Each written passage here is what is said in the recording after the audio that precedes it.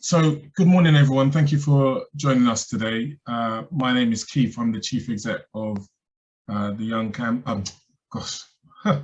I'm the Chief Exec of Voluntary Action Camden. So I've recently moved to VAC, so apologies. This is, I think, the first forum that I've chaired. So I'm really pleased to be able to do that.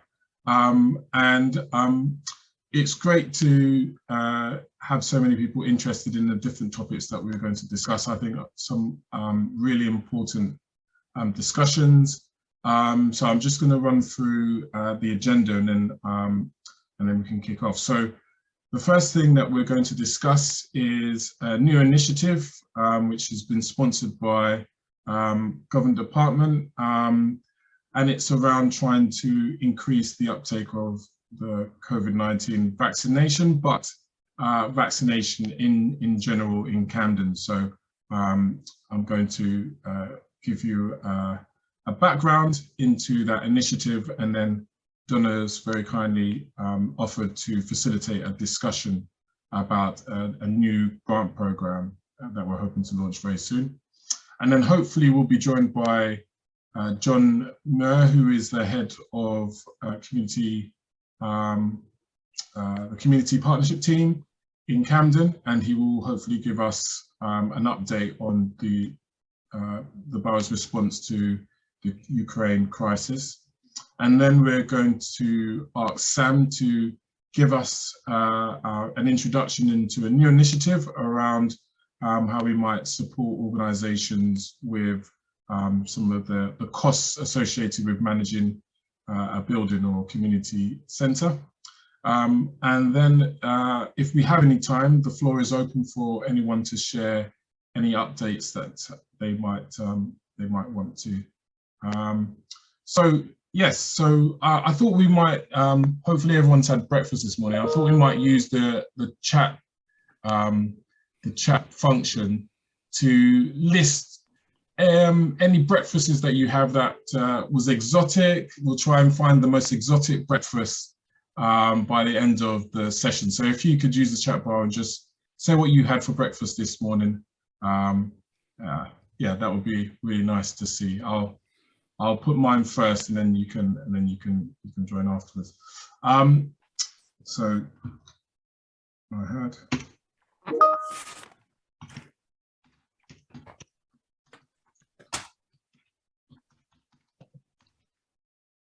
Okay, so I'm going to start by sharing my screen, and hopefully I'll be able to do a quick presentation.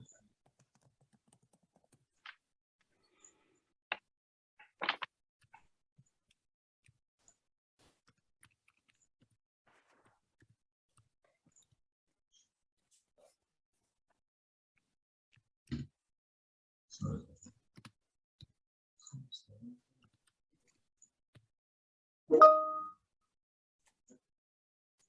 okay, can you see that? Hope you can see that. Great. Yeah. Okay, so this is to share with you the Community Vaccine Champions project. So I'm going to commit the cardinal sin here by presenting someone else's slides, but I'm going to do it very quickly so you won't notice if I'm making a mistake. But this effectively shows the percentage of Camden residents aged 18 and over that have received the first dose of the vaccine. And it also shows a comparison across the city. So this is the first dose, and I'll take up. And this second slide shows the uptake for the second dose, and also the comparison again across the city. So 59%, just under 60%. And this slide shows the percentage of Camden residents aged 18 and over that have received the third or the booster dose. And again, the comparison across the city. There's not much variation in terms of where we sit for the first and the second dose. obviously there's you know, we're slightly higher in terms of the third dose comparatively, but again, still in the lowest, you know, in the lowest 10 of the boroughs. So I know that much has been talked about in terms of the types of groups in the community that have the lowest uptake and more hesitant to take the vaccine. So I'm not going to, you know, talk about that anymore, but I did think it was interesting to share this slide, which shows the uptake of first dose amongst residents by age group. And both for the first and the second dose, it's quite clear that the groups that have the lowest uptake are between 20 to 40 or 45. And so, you know, that is the group that we need to be thinking of when we are encouraging greater uptake in the borough.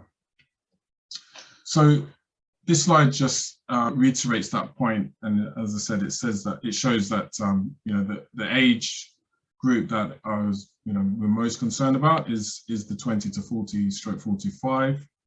But in addition, within that, there are 3 key target groups. So that are people from the Caribbean and Black African communities, adults living in most deprived areas, and adults in insecure employment or underdocumented migration status. In terms of the wards, so the lowest take up is in the southern part of the borough, so Camden and Kilburn. Sorry, the lowest part of the south part of Camden, so Kilburn. But in general, there are unvaccinated residents across all of the wards. So we want to encourage taking a borough-wide approach rather than focusing on specific areas of the borough. So Camden has been listed as one of the boroughs in the city that will be given support to try and encourage the take-up or increase the take-up from the Department of Levelling Up Housing and Communities. So I think the total amount that they have been issued is 485,000. For this particular initiative that I'm going to talk about, it's there is 160,000 allocated for this. So the majority of the work needs to be completed by the end of July. However, we are aware that this will be a phased program, so the expectation is that it will roll on for at least a year. But we have to evidence significant progress on the work by the end of July, which doesn't give us a huge amount of time, but we're hoping that this initiative will be able to run quite quickly and we can get on with it really quickly. So these are the 4 focus areas. So recruitment and retention of community vaccine champions, developing partnerships with VCS organizations, and engaging and communicating plans with specific target group, and lastly, planned activities. So the community chest grant, and the name is yet to be decided. So this is just a draft. So happy to hear any reflections on what we could call it. Is a partnership, or will be a partnership, between C4 Voluntary Action Camden and Healthwatch Camden. And we are effectively going to open up 3 community chest grants, and they will be targeted at different types of groups or organizations. So C4 will be opening up grants of up to £10,000 to support project ideas from large organizations. VAC will be opening up grants of £5,000 to support project ideas from small organizations, particularly interested in hearing from BAME organizations and faith groups. And Healthwatch Camden will be opening up grants of £1,000 to support project ideas from individuals and unregistered groups, or community groups, or unincorporated associations. So the purpose is quite clearly to try and encourage vaccine take-up, primarily but not exclusively for COVID-19.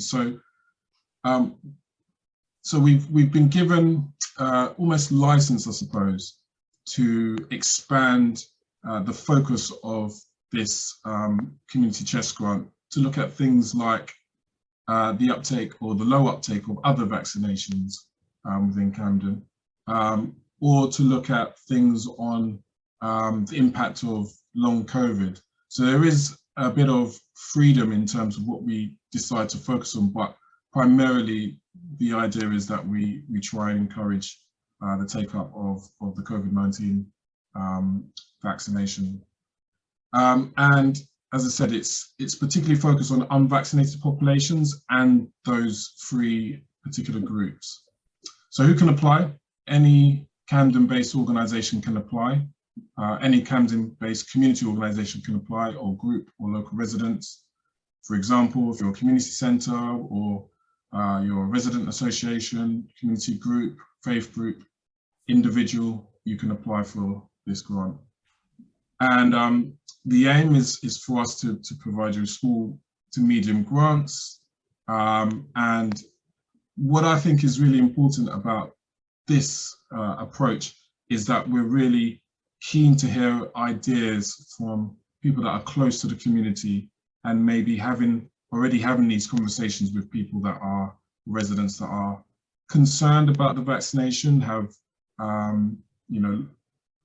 really legitimate reasons for not taking it up at the moment, maybe because of misinformation or maybe because of lack of trust in the system.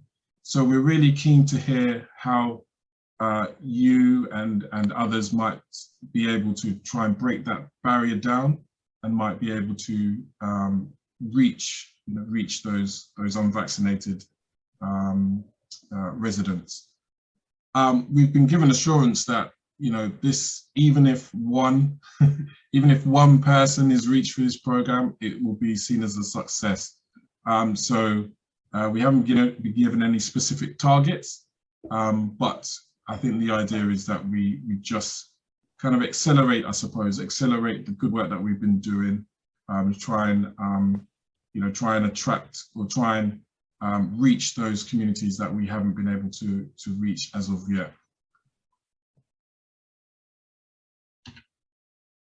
Oops. Okay. Well, yeah. So the process, so it's going to be a light touch process as much as possible, and this will be really good to get your feedback on this. This is draft. So the process is you have an idea. We will be on hand to discuss the idea with you. We'll also be making available information on our website about key relevant data, project examples, key contacts. Will all be on our respective websites. So once you have an idea, you progress by completing an expression of interest through one of these 3 organizations, and then we will decide on a periodic basis the decision, so make a decision on the expression of interest, and we will be on hand, whether you're successful or not, to talk about the project and how you might go forward in developing it or delivering it.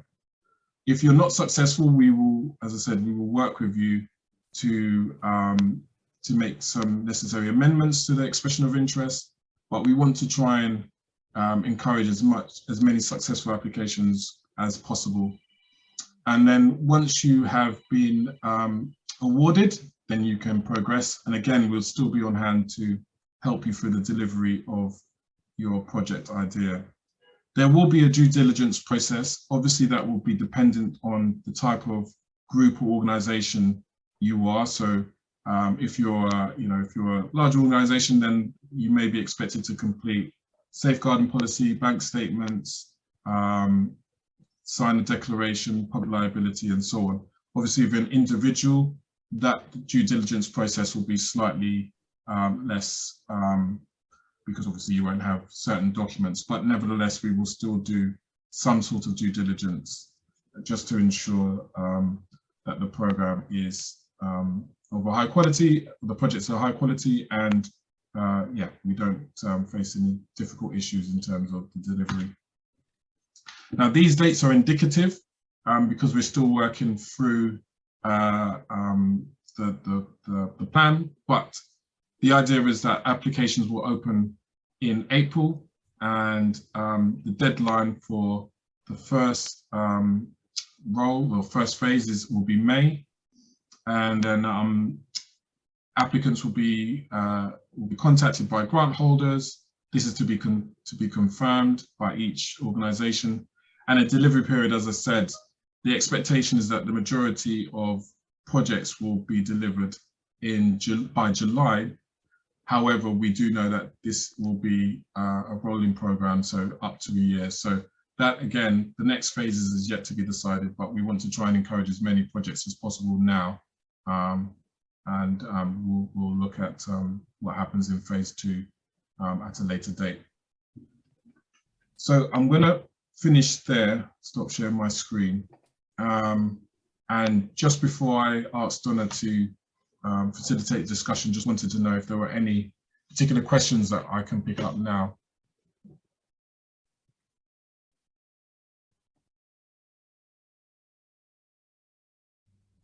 Go ahead, Sue. Can you hear me? Yes. Okay. Hi, everyone, by the way. Yes, but I mean, you were saying that there were sort of target age groups, which was it 20 to 45? Is that one? But I mean, presumably, but I also saw lower uptake in some of the other kind of, maybe not quite looking at the younger children, but there are lower uptake in other age groups. And obviously the profiles by ward will vary, I imagine. So has it really got to be very much targeted at the 20 to 45s, or, you know, is it basically, as you said, anyone that you can encourage to take up the vaccine? Because that might shape kind of how you design your project. Yeah, absolutely. Yeah, so I think it can be anyone. So it's anyone that's vaccinated that would be eligible for the vaccine. However, I think, as I said, I think there is an emphasis in that particular group. I'm not particularly sure why that there is an emphasis on that particular group. Maybe because they've had the longest period of time, maybe to take the vaccine up or something like that. But that is what we've been given in terms of the target groups. I don't know, Donna, do you know why it might be that particular group?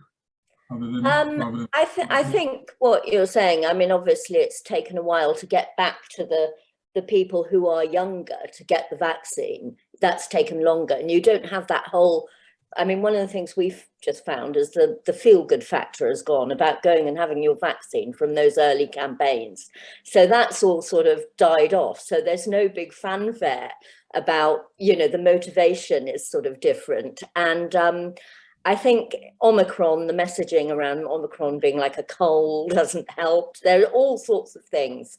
But I think, you know, the winter health work that we've done might give Sue some insights about that, because actually sometimes working with the older generations who are particularly in extended families, to get to the rest of the family, because older people have got much higher take-up rates, but still some hesitancy around boosters.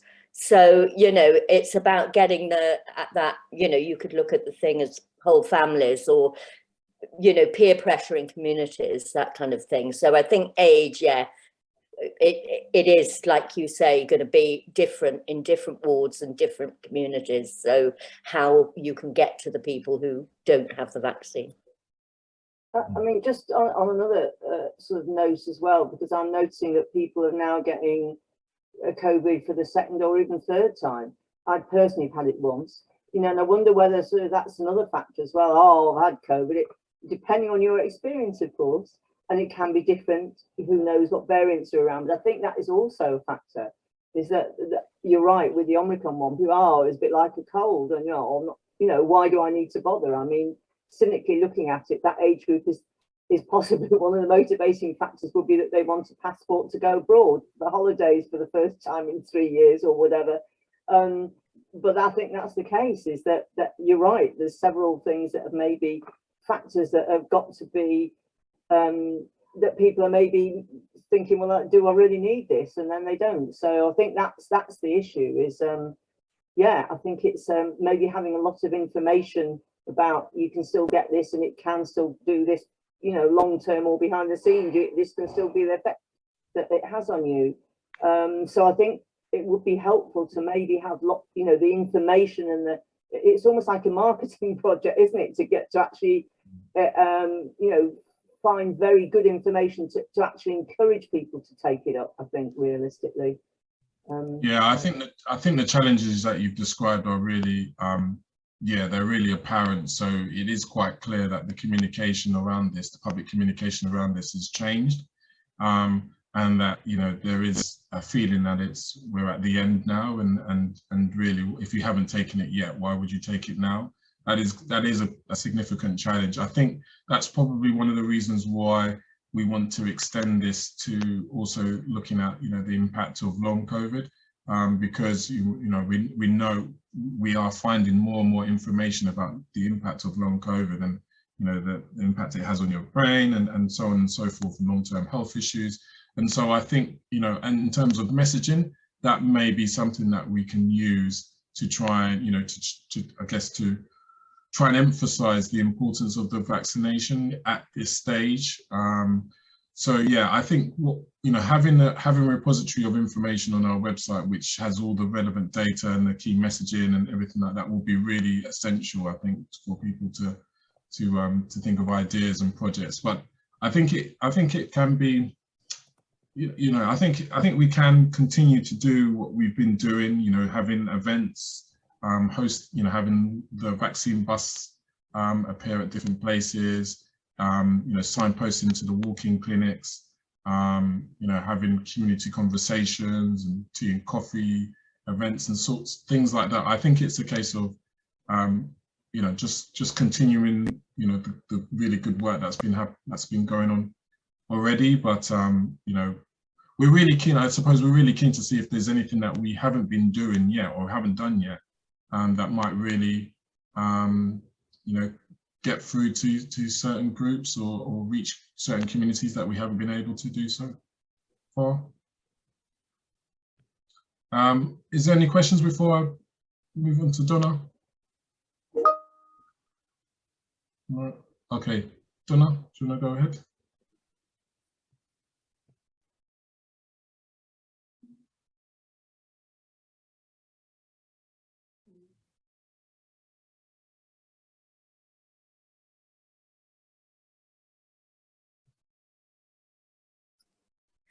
Can you see my screen? Yes, Okay. I think you might need to make the presentation just a bit bigger. Okay, what does that look like? No? If you go into present, if you go in present mode, so okay. slideshow and then present, yeah. Okay. Oh, that's not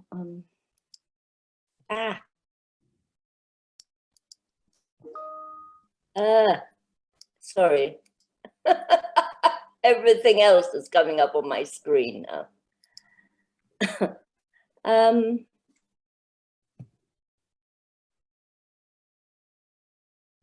Right, that's not So I think if you go to slideshow. yeah, I'm on Okay. Ah, right. Is that working? Yeah. Good. Okay, so the Winter Health Project was a very fast and furious sort of initiative that we didn't really have much time at all to set up, but it was basically December to March, it's sort of winding up now, program to look at vaccine hesitancy using health services and understanding how primary care works, and some of these things are quite interlinked. So the target groups were pretty similar to what Keith has just described for the COVID champion thing. So there's probably material that we've developed through this that can be sort of recycled. Anyway, we've sort of rolled out through a lot of different partners and encouraged them to use their own approaches to reach a sort of set of outcomes. So it's a very sort of scant brief really for people to respond to.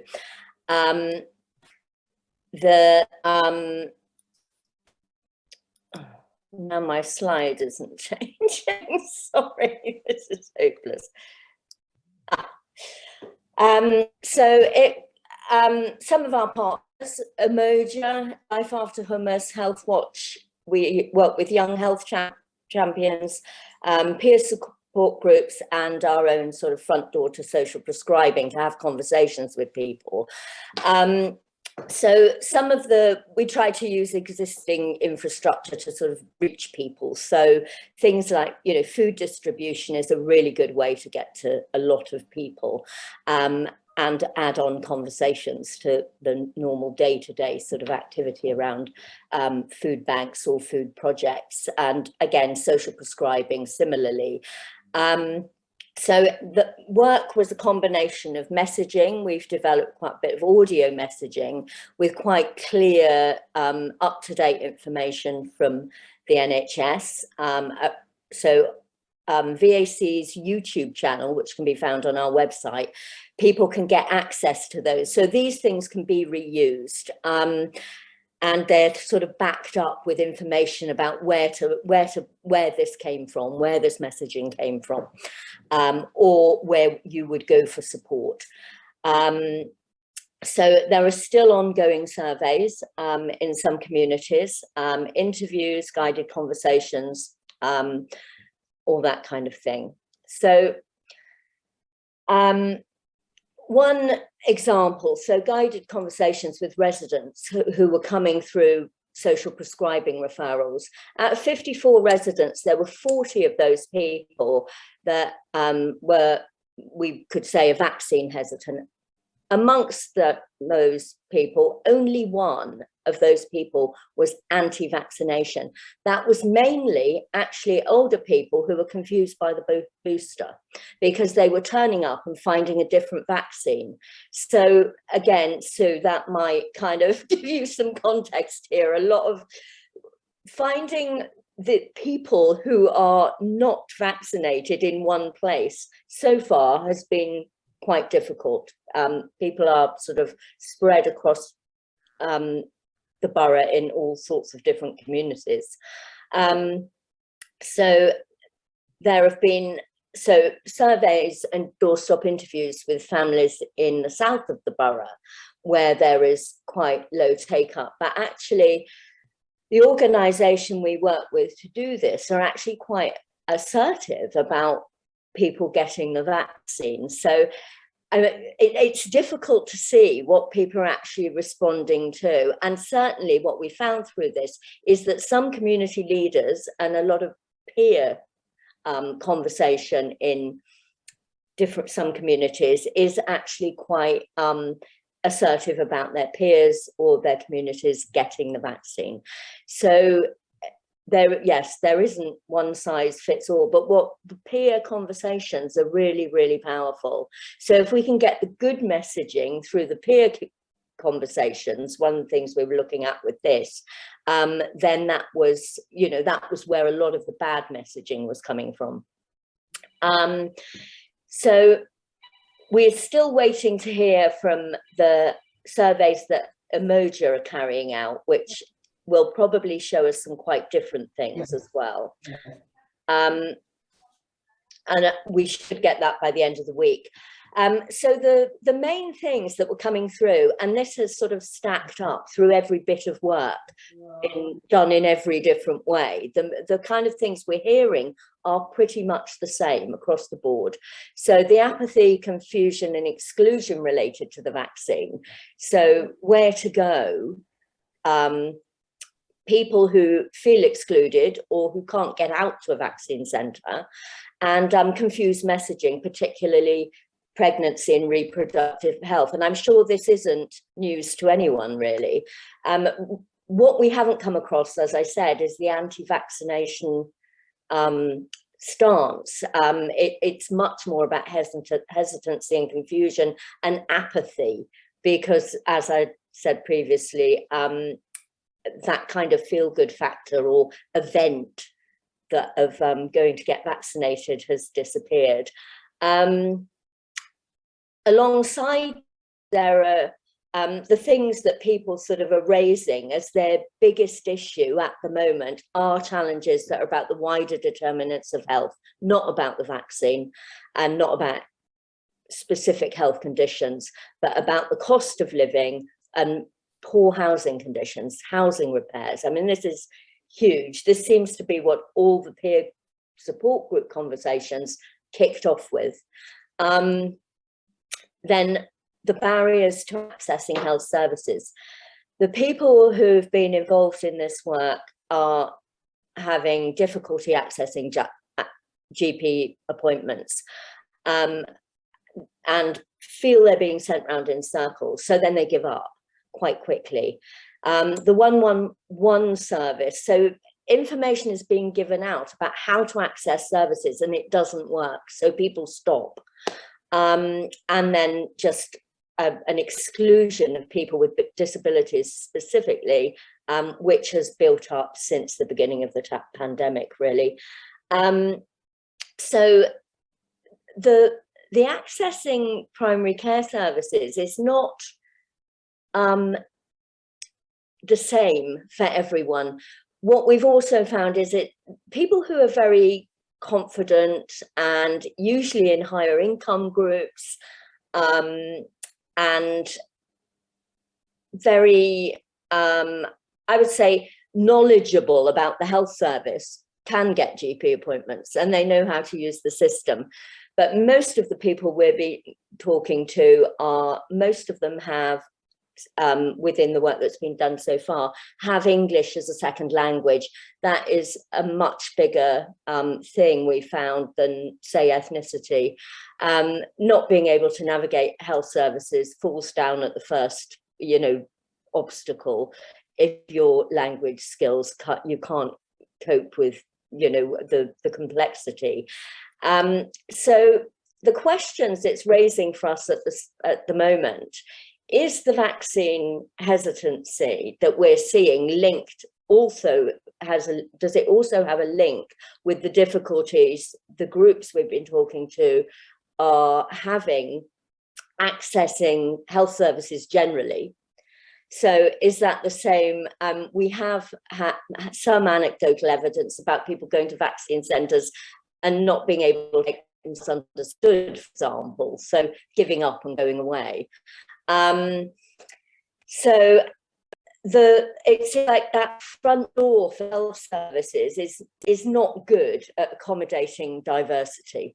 It's a sort of one size fits all approach, which really doesn't fit everyone. And the feel good factor thing, that does seem to be, there's an apathy that has set in. It's not top of people's list. It doesn't have that, well, everybody coming out of isolation and being able to chat to other human beings again. That was a big thing that was reported from some of the vaccine centres so early on in the campaign. So, that's pause for thought, I think, around approaching this new sort of programme. Can that be sort of re-looked at? Can that motivation and incentive be reinvented in some way? And also, who aren't we getting to? Why aren't we finding these sort of obviously quite a large percentage of the population in Camden who aren't taking up the vaccine? So we do need better ways of getting to people, I think, or accessing those communities and increasing knowledge there. So that's it, really. These were the questions we've sort of looked at so far. And yeah, so I don't know if anybody has anything to ask or comment on that. I mean, I'd be really interested to hear if people are, experiencing similar things. Thanks, Donna. Yeah, it'll be really good to hear people's reflections on what you've shared there, Donna, which is really insightful, I think, and has really helped to, I guess, get us thinking about what we might what we might need to be doing in addition to what we've already been doing to, as you say, to try and reach what is quite a large population, part of the Camden population, section of Camden population. So yeah, just any experiences that people might have had in terms of conversations that they might have had with people that haven't taken the vaccine, or any project ideas they might be thinking of already, or just initial reflections on what you've been hearing from me and Donna so far. So, sorry, I was the only one that spoke last time, so if anybody else wants to say anything, please do. Just two things that sprung to mind is I happened to go to the doctors the other day, something completely different, and there wasn't a kind of massive promotion going on about the vaccine still. So a long time that lots of VCS organisations have been saying it's about time we started to do some better partnership work on the ground with local GPs. So I do think that sort of that's one thing. The other thing is really interesting what you were saying, Donna, and something that sprung to mind. And I know when we had the vaccine bus, something that I said, and I think that's kind of followed through, is that we've actually got a mobile health bus that's now going round, and it is about what you were saying about if that's about trying to make accessible to people, that then actually I was thinking about contacting them and doing some partnership work with them, because if they're going around promoting exactly what you're doing, trying to increase access to health right on the ground in places where maybe there are some of the target groups or maybe not necessarily, but generally, right on the ground with the community, that they could also play quite a key part in this, maybe. So that's one thing that sprung to mind, two things that sprung to mind, as well as the schools. Use the schools, because it's the parents will, likely to be in that age group. So, go where people are on an everyday basis. That's the kind of thing I think that's going through my mind when I'm thinking of a project that we might think about. Maybe just a few comments then. Yeah, no, I definitely think the mobile sort of approach, I mean, one of the things we've picked up is that actually people would welcome being able to actually have the vaccine at home, or, there are people who can't get out who have been sort of overlooked, because there's an assumption that if somebody is housebound, then they're not going to catch it or not going to spread it. But a lot of those people live in extended family situations. They're not living on their own.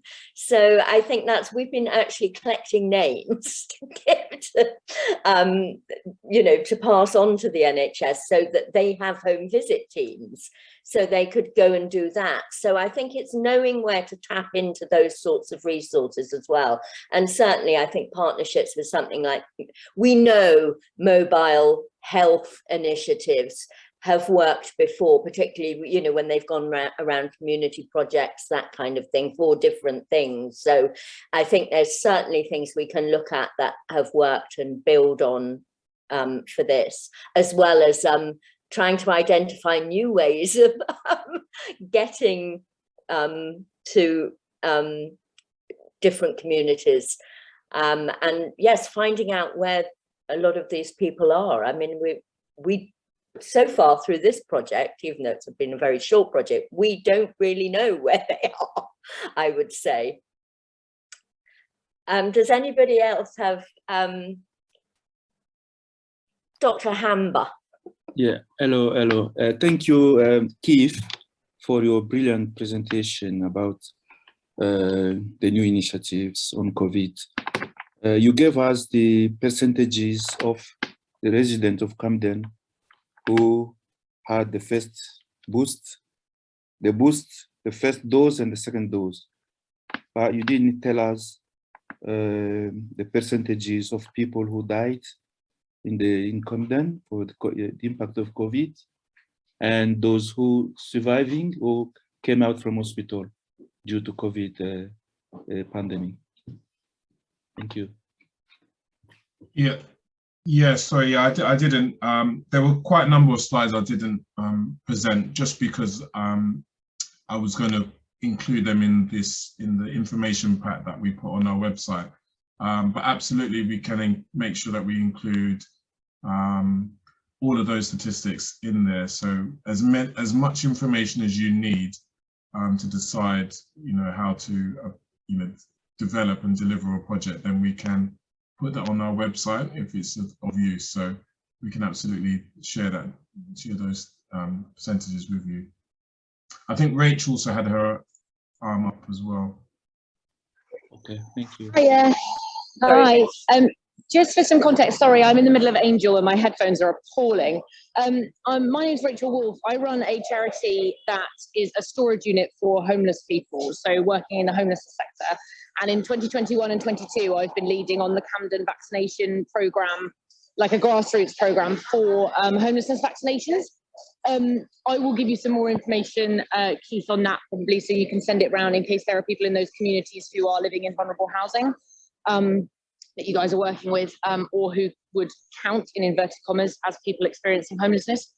And the thing I wanted to say, I kind of echo everything that people have been saying, meeting people where they are, trying to find out where these people are, the education around, maybe even Dr. Hamber's right, like death education and the education of the fact that it's still knocking people out for a week and a half, 2 weeks in some cases. But what I wanted to emphasize was, I'm really glad that you guys have said, yes, okay, we need to do it in July, but there is a year's worth of sort of time frame for this, because I don't know about the communities that you work with, but with us, a lot of it is just giving the same message from the same people every single week for a year. We had a guy come today who we've been talking to since March 2021.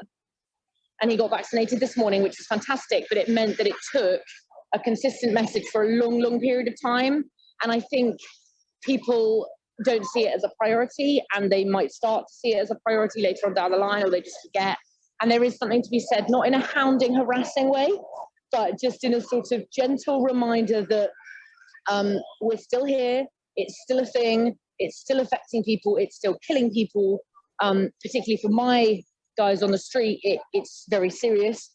And so I think there's something to be said for consistency of message and time, like giving people the time to come around, because as you say, a lot of them, if they're anti-vaccination, they won't have it. But if they're hesitant, it's just about allowing them the time. And it seems pointless to say really, and kind of obvious, but it's been so integral to how successful we've been, is just being consistent every week. Thank you so much. Yeah, thank you. Sorry, Donna. Go ahead, Donna. No, I was just going to say that is a really good point about the time. And I think that's probably what we've seen with, particularly in communities where people are living together, lots of age groups, and sort of, the sort of incentivizing or motivating other people within a family, for instance, taking quite a lot of time, but happening eventually. And actually, yeah, if that's the way it's going to happen, then yeah, I think sort of recognizing that and making it easy to do that is quite important. I'm quite interested in your working with people in insecure housing, because that is housing issues. The state people are living in is a big factor, because I mean, one comment we heard was, I don't know what to worry about first, getting COVID, dealing with my housing, or dealing with, staying warm or eating. It's that kind of mix of horror really that people are trying to navigate through. And I guess that's why these projects could be quite beneficial, especially if they tie up different BCS groups and different local authority kind of sectors, I guess. So we're working with a mental health team. We have food coming, we have housing advisors and legal advisors coming to the vaccination centre at Bidborough House, so that people come in and they say, oh, I don't really care about my vaccine, but apparently you could get me a house. And you're like, I can't do that, but here's a bunch of people who might be able to advise you in a certain way. So I think it's such a buzzword, isn't it? Like joint working and, co-production or whatever, but it is actually, there's a buzzword for a reason. And so if we can get those people involved, if we can get, caseworkers coming in and making the vaccine, one of the 5 things that needs to be sorted. Obviously mine's a very specific sector and a very specific group of people, but it's the same sort of issue. So a lot of your communities that you're speaking about will be living in vulnerable housing and will be exactly worrying about those things you're saying, eating or heating. So if they've got case managers or council officials or case workers or housing advisors, could they be trained, or could the community champions help those people to come into those environments and also just drop in the vaccine as a sort of, almost as a side note, and just keep it going, I think. Well, you can develop a proposal, Rachel. Kathy. I'm a trustee at VAC, and just wanted to thank Donna and Keith for the information, but all of you for your ideas, which are fantastic. Really glad to see this initiative. Couple of comments. I've been a COVID champion over the last couple of years, and I've really appreciated the sort of weekly updates of information, and have used those in pretty regular, almost daily conversations that I have with people on the street or anybody I talk with. And the second thing was, as a volunteer at the vaccination center, Donna, just struck by how many vulnerable people or hesitant people were being brought in by family and friends and neighbors. Or I could remember, Rachel, some of the people who were in very precarious housing being brought in by friends in quite difficult circumstances. So I think there's something, Donna, for me, really interesting ideas today, but also that it's more hesitancy than anti-vax, and very individual circumstances and how we respond to those. But thank you, everybody. Really interesting conversation and project. Okay, thank you, Kathy, for that. Yeah, and I think, yeah, the complexity of actually trying to approach this is quite, well, hopefully generate lots of interesting work. We now, I think, need to move on to the next bit of the agenda. Keith? Yes, that's right. Yeah, thank you very much, everybody. And sorry we can't continue the conversation. It's really interesting, but I did want to get an opportunity to invite Sam in from Camden Council to talk about our really interesting initiative. Yeah, over to you, Sam. Thank you. Yeah, thanks very much, everybody. I'm just going to put my details into the chat. So I hope you've got that. I work for the council as a community partner, managing the council's relationships with some of our community buildings. I'm really here to sort of exclusively talk about property and property matters. Other than Sue, who I recognise from the sidings, hello Sue, are there other people here who operate community buildings? If you could just maybe indicate that in the chat with your email address or something. The reason why I'm asking that is that what we're doing is we're putting together a procurement exchange hosted by Camden Council for anybody who's managing community premises, whether that's a faith group running a church, or a community centre manager running a community centre or visitor centre, any premises which is open to members of the public that we're broadly delivering community activities from. I think we're interested in talking to. So nobody's pinged anything up into the chat. Okay.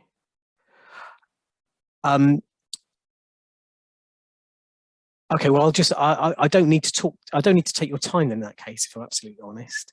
Well, Sam, just to say that this is recorded, so we'll be putting it on our website and we can share it more widely. So I still think it might be helpful for you to explain. Yeah, that's great then, Keith. Okay, so with apologies to the people who aren't managing premises here in the room, what the council's doing is we're getting together centre managers, people who manage these community buildings, to talk about how they buy their services in. The reason why we're doing that is because often people who run our community buildings and our community centres are mission-driven people, and they don't want to spend a huge amount of time on the nuts and bolts of managing a building.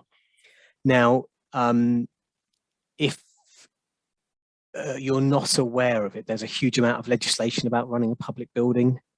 We're in and out them the whole time. People will take them for granted, libraries, leisure centres, community centres, churches. There's a whole amount of legislation that makes sure that the wiring's safe, that the gas is checked, that the water hasn't got bacteria breeding in it. It's just, and it's just constant and ongoing. Now, we've got lots of time, poor, committed individuals in the voluntary sector who managing all that sort of stuff, all those sorts of services is an utter headache for. And we totally get that. So what we're doing on the dates I've put into the chat, we're inviting people who have got those sorts of responsibilities, whether it's a super caretaker, centre manager, bursar of a church, you know, anybody at all. You're very welcome to come along and meet with other people who are also buying those services. So we can compare what we're getting from who we like, who we'd recommend, and do some benchmarking. So the sorts of things that we're going to be kicking off with are going to be things which are directly connected to running those community buildings. So that's Legionella's contractors, gas safety engineers, people who run the portable electrical appliance tests. We can compare costs, we can compare companies we're using. There will be price, which is obviously a factor, but also lots of other things will be important to people, like customer service, having a great organization who gets, you know, what you need can save you an awful lot of time. People who are flexible to work around, you know, how the building's used and so forth and so on. Really, really important stuff. So this piece of work was at the request of some of our community centre managers. So we're sort of starting with them. So